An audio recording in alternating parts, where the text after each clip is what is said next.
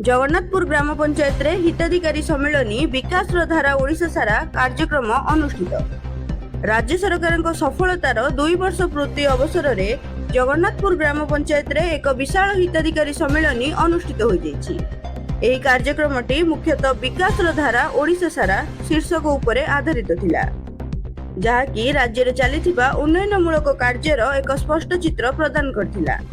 एही अवसर में सरपंच जगबंधु मल्लिक तत्वावधान में प्रातः योग गुरु अतीन्द्रनाथ दास को द्वारा योग प्रशिक्षण पर नूतन भत्ता बंटन, अन्नपूर्णा योजना और महिला मानक हिमोग्लोबिन टेस्ट आदि कार्यक्रम करा जायथिला। एथिरे BC Subhasmita Lenka, CHO Sujata Priyadarshan Sahu, MPHW Sujata Sahu, MBK Anusaya Samantaray, अन्य कर्मचारी, सीआरपी महिला, आशा कर्मचारी आदि सहायता करथिले। एही सम्मेलन मुख्य उद्देश्य थिला तृणमूल स्तर में सरकारी योजनार सफल रूपायन एवं एहार सुफल पाउथिबा लोकमानकु एकत्रित करिबा। विभिन्न सरकारी योजना जेपरिक आवास योजना, भत्ता, पानीय जल एवं स्वास्थ्य सेवा द्वारा उपकृत होइथिबा पंचायतर शताधिक हिताधिकारी एही कार्यक्रम रे उत्साह सहित अंशग्रहण करथिले। सेमाने निजर अनुभूति बांटिबा सह सरकारक एही लोकाभिमुखी पदक्षेपकु प्रशंसा करथिले।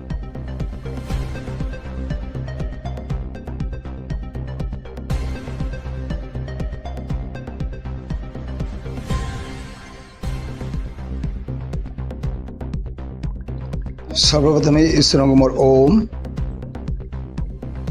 ता छड़ा ए आज इंटरनेशनल 12तम योग दिवस उपलक्षे मो ए अंचलर जड़े योग गुरु प्रिंसिपाल योग शिक्षक मो ना अतीन्द्रनाथ दास, मो घर जगन्नाथपुर सरकार साई ए आमर जगन्नाथपुर पंचायतर समिति मानक प्रांगण में आज योग शिक्षा दि जाउछि प्रोटोकॉल अनुसार। आ सर्वप्रथम मो स्वामीजी गुरुजी रामदेव मोर कोटि कोटि नमन बंदन, ता सहित बालकृष्ण आचार्य को, ता सहित आमर प्रिय प्रधानमंत्री मोदी जी बहुत संगठन सहित एथरक घरे घरे योग पहुँची पार केमती निरोग रही पारे। प्रथमे जगतसिंहपुर निरोगी, तापरे ओडिशा, तापरे सारा देश केमती निरोग रही पारे योग द्वारा, से प्रचार प्रसार बहुत मात्रा रे बढ़ी चली। तेणु समस्त को योगरे आवृत करने आम को निर्देश भी आसी।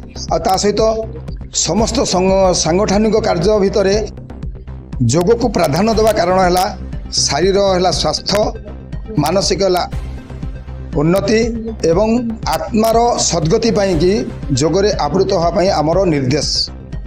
तेणु ये अंचल